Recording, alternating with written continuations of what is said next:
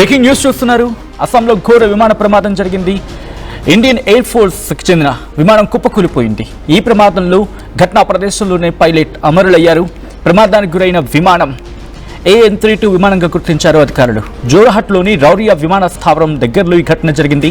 Indian air ఫోర్స్లో 40 ఏళ్లుగా సేవలు అందిస్తుంది AN-32 విమానం. AN-32 విమానం భారత సైన్యానికి చాలా కీలకం. ఎంత కీలకం అనేది నేను ముందు వివరించబోతూ ఉన్నాను. అండ్ ఆ డీటెయిల్స్ తెలిసిన తర్వాత షాక్ అవడమే కాదు, మీరు కూడా దిగ్భ్రాంతి వ్యక్తం చేస్తారు. ఆ విజువల్స్ మీరు చూస్తూ ఉన్నారు. ఒక్క మాటలో చెప్పాలంటే మన ఇండియన్ ఎయిర్ ఫోర్స్కి అత్యవసర సమయాల్లో బాహుబలి విమానం ఇది. ఎలా అంటే ఎప్పుడైనా భారత వైమానిక దళానికి ఇండియన్ ఎయిర్ ఫోర్స్కి ఒక పెద్ద ఆపరేషన్ జరగాలి, లేకపోతే యుద్ధం లాంటి పరిస్థితులు వచ్చినప్పుడు కీలకమైన విమానంగా గుర్తుపెట్టుకోవాలి అంటే గుర్తొచ్చేది ముందుగా AN-32. అటువంటి విమానం ఈరోజు కుప్పకూలిపోయింది.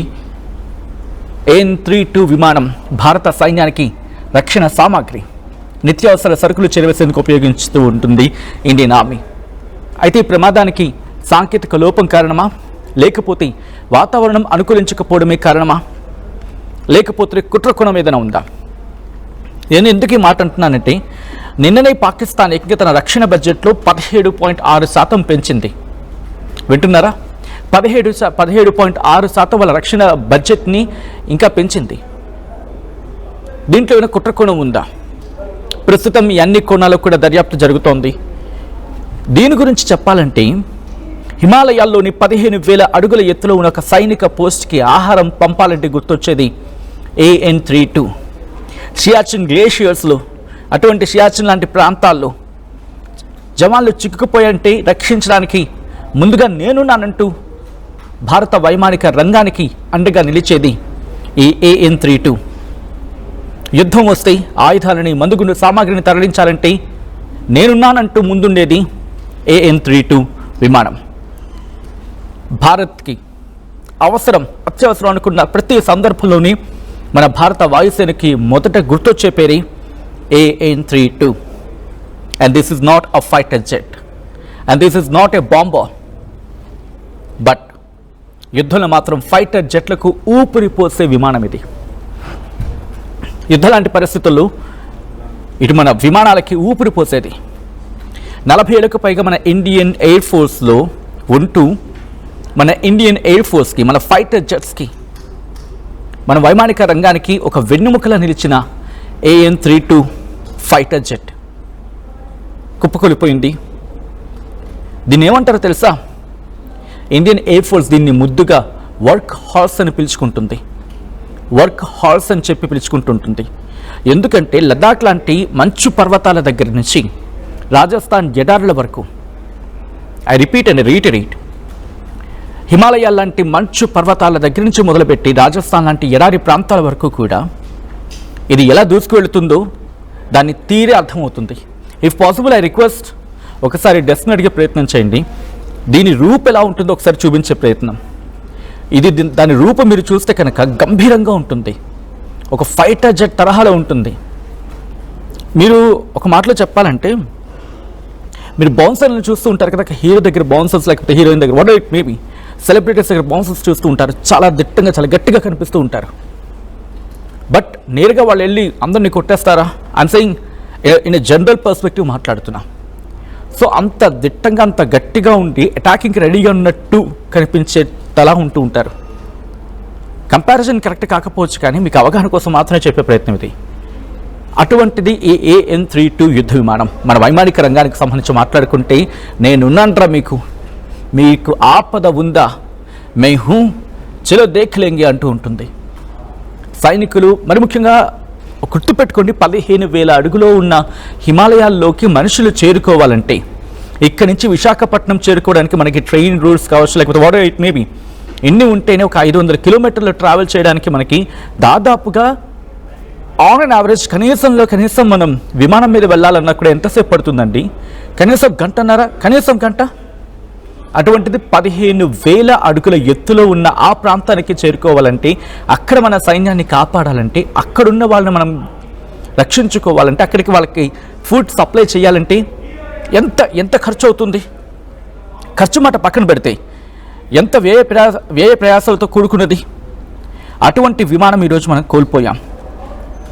ఇది బహుశా ఇది ఒక విమానమే కదా అని చెప్పి తేలిగ్గా తీసుకోకూడదు. దీని వెనక లోతైన దర్యాప్తు జరుగుతుంది. అన్ని విషయాలు పూర్తిగా బయటకు రాకపోవచ్చు, కానీ వచ్చిన సందర్భాలు మాత్రం 1970లలో అదిగో మీరు చూడొచ్చు, ఆ విమాన శకలాలు మీరు చూస్తున్నారు ఆర్టీవీ స్క్రీన్ మీద. ప్రమాదం ఆ ఘటనకు కారణమైన, అంటే ఇది టెక్నికల్గా జరిగిన ఇష్యూనా, లేకపోతే ఎవరైనా కుట్రకోణం దీంట్లో ఉందా, లేకపోతే వాతావరణం అనుకూలించకపోవడంతో జరిగిన ప్రమాదమా? 1, 2, 3 కాదు, అనేక కోణాల్లో దర్యాప్తు జరుగుతూ ఉంది. అండ్ ఇటువంటి ఘటనలు జరిగినప్పుడు ఫస్ట్లీ కాక్పిట్ రికార్డర్ అంటూ ఉంటారు కదా, బ్లాక్ బాక్స్, దాన్ని వాళ్ళు రికవర్ చేసుకోవడం జరుగుతుంది. రికవర్ చేసుకున్నప్పుడు ఆ పైలట్ ఆఖరి కాన్వర్సేషన్ దాంట్లో ఉంటుంది. దురదృష్టవశాత్తు మనం పైలట్ను కూడా కోల్పోయాం. మనం పైలట్ అమరులయ్యారు ఈ ఘటనలో. ఒకసారి ఇదే అంశానికి సంబంధించి పూర్తి సమాచారం తెలుసుకుందాం. నా కొలీగ్ కళ్యాణ్ అప్డేట్స్ అందించేందుకు జాయిన్ అవుతున్నారు. కళ్యాణ్, AN-32 విమానానికి సంబంధించి భారత వైమానిక రంగంలో ఎంత కీలకం మాట్లాడుకుంటూ ఉన్నాం, ఎంతటి కీలకం ఇంకా, అండ్ దీన్ని కోల్పోవడం అంటే ఈరోజు భారతదేశం ఒక విలువైన యుద్ధ విమానం కాదు, ఒక విధంగా చెప్పాలంటే భారత వైమానిక రంగానికి వెన్నెముకగా నిలుస్తున్న ఒక ఫైటర్ జెట్ని కోల్పోయినట్టుగా భావిస్తున్న తరుణం. మీ దగ్గర ఉన్న లేటెస్ట్ అప్డేట్స్ ఏంటి కళ్యాణ్? సచిన్, మనం చూస్తే AN-32 ఎయిర్ క్రాఫ్ట్, ఇది ఇండియన్ ఎయిర్ ఫోర్స్ కి సంబంధించిన ఎయిర్ క్రాఫ్ట్. అస్సాంలోని జోర్హాత్ ఎయిర్ బేస్ లో ఈ ఘటన చోటు చేసుకుంది సచిన్. ఇండియన్ ఎయిర్ ఫోర్స్ కి సంబంధించిన AN-32 ఎయిర్ క్రాఫ్ట్, ఈ ఎయిర్ క్రాఫ్ట్ ల్యాండ్ అయ్యే సమయంలో ఒక్కసారిగా మరి మంటలు చెరలేగాయి. అది క్రాష్ ల్యాండింగ్ అయింది. మరి ల్యాండింగ్ అయ్యే సమయంలో మాల్ ఫంక్షన్ అయిందా, ఇతర అంశాల వల్ల ఏమైనా అయిందా, ప్రిలిమినరీ ఇన్వెస్టిగేషన్ అయితే అది ఒక్కసారి ల్యాండ్ అయ్యే సమయంలో మంటలు చెలరేగాయి. ఆ ఎయిర్ బేస్ లో ఉన్న ఎమర్జెన్సీ రెస్పాన్స్ ఇమీడియట్ అక్కడికి చేరుకున్నారు. ఆ సిచ్యువేషన్ కొంత కంట్రోల్ చేసే ప్రయత్నం చేశారు. ఫైర్ బ్రిగేడ్ కావచ్చు, ఎమర్జెన్సీ రెస్పాన్స్ టీమ్స్ కావచ్చు, ఇవన్నీ కూడా అక్కడికి వెళ్ళి కంట్రోల్ చేసే ప్రయత్నం చేస్తాయి. డిఫెన్స్ కి సంబంధించిన, ఆర్మీ డిఫెన్స్ కి సంబంధించిన స్పోక్స్ పర్సన్ ఒక ఆయన మాట్లాడుతూ AN-32 ఎయిర్ క్రాఫ్ట్ ఏదైతుందో అది క్రాష్ ల్యాండింగ్ అయ్యింది రోవారి ఏరియా, జోర్హాత్ అనే జిల్లాలో ఈ ఘటన చోటు చేసుకుంది. Senior air India officials immediate గా అక్కడ చేరుకొని దాన్ని కంట్రోల్ చేసే ప్రయత్నం చేశారని చెప్పుకొస్తున్నారు. సో మొత్తం మీద ఈ ఇన్సిడెంట్ వల్ల కొంత సేఫ్టీ ఆపరేషనల్, అలాగే AN-32 అనే ఈ ఎయిర్ క్రాఫ్ట్ ఏదైతుందో ఇది మన ఇండియన్ ఎయిర్ ఫోర్స్ చాలా సంవత్సరాల కింద దీన్ని కొనుగోలు చేశారు. మరి దాని మెయింటెనెన్స్ ఇష్యూసా, లేకపోతే కొంత దాని ఏజింగ్ ఎయిర్ క్రాఫ్ట్స్ అంటారు. ఏజింగ్ అంటే అవి చాలా సంవత్సరాలు సర్వీస్ లో ఉండడం వల్ల వాటిని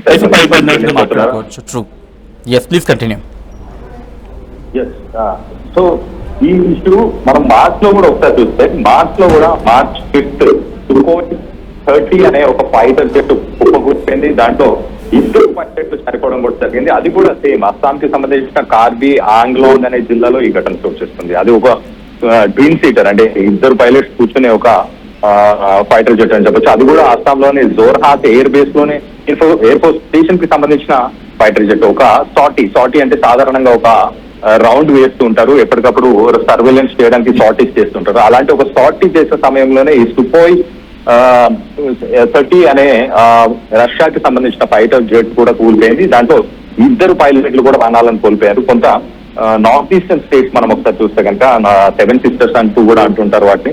సో ఈ నార్త్ ఈస్టర్న్ స్టేట్స్ లో అక్కడ జాగ్రఫీ మీరు మాట్లాడినట్టు అక్కడ కొంత కొండ ప్రాంతం అయి ఉండడం, అలాగే అక్కడికి ఎప్పుడైనా సామాగ్రి చేరవేయాలన్నా అక్కడ ఆర్మీకి కూడా ఆపరేషన్స్ సరిగ్గా చేయాలంటే మరి దానికి తగ్గట్టు అలాంటి ఎక్విప్మెంట్ ప్రస్తుతానికి ఇండియన్ ఎయిర్ ఫోర్స్ డిప్లాయ్ చేసిందా, కొంత ఏజ్డ్ పరికరాలు కావచ్చు, ఎయిర్ క్రాఫ్ట్ కావచ్చు, ఇవన్నీ కూడా వాడుతున్నారన్న వాదనలు కూడా వస్తున్నాయి. మొత్తం మీద ఒక విషాద సంఘటన మార్చిలో చోటు చేసుకుంది. ప్రస్తుతానికి AN-32 లో ఎంతమంది చనిపోయారు, లేకపోతే అక్కడ గాయపడ్డారా అన్న ఇన్ఫర్మేషన్ అయితే ప్రస్తుతానికి ఇంకా రాలేదు సచిన్. సో ప్రస్తుతానికి సిచ్యువేషన్ కంట్రోల్ చేస్తున్నాము, అక్కడ మంటలని ఆపే ప్రయత్నం చేస్తున్నాం అంటూ ఆర్మీకి సంబంధించిన డిఫెన్స్ సంబంధించిన స్పోక్స్ పర్సన్స్ అయితే మాట్లాడవచ్చు Sachin. Right Kalyan, thanks for the update. ఈ మధ్య దాదాపుగా జూన్ నెలలో, అంటే ఈరోజు జరిగిన ఘటన, అంతకుముందు కళ్యాణ్ చెప్పినట్టుగా అస్సాంలో Sukhoi S-30 MKI అది కూడా ట్రైనింగ్ టైంలో, అక్కడ ట్రైనింగ్లో శిక్షణ సందర్భంలో తిరుగుతూ చక్కర్లు కొడుతున్నప్పుడు అప్పుడు ప్రమాదానికి గురైంది. దీంట్లో 2 పైలట్లను కోల్పోయాం. ఈరోజు జరిగిన ఘటనలో 1 పైలట్ను కోల్పోయాం. ఫిబ్రవరిలో తేజస్ ట్రైనింగ్ సందర్భంలో ల్యాండింగ్ అవుతున్న టైంలో హెచ్ఏఎల్ తేజస్ ప్రమాదానికి గురైందని చెప్పి అప్పుడు చాలా వార్తలు వచ్చాయి. ఆ తర్వాత 2025కి వచ్చినప్పుడు జూలై 2025లో జాగ్వార్ ట్రైనర్ ప్రమాదానికి గురైన సందర్భం.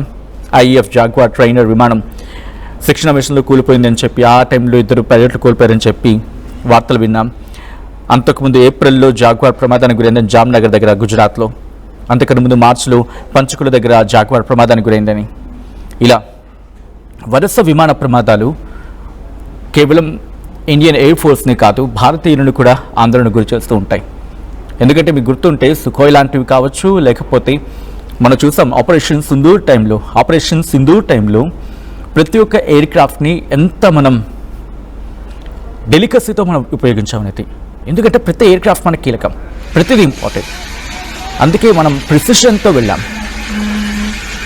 సో అటువంటి ఎయిర్ క్రాఫ్ట్ని దట్టు సైనికులకి త్వరగా చేరవేసే విషయంలో ఎక్కడ ఆలోచించిన ఎయిర్ క్రాఫ్ట్లో ముందుంటుంది AN-32.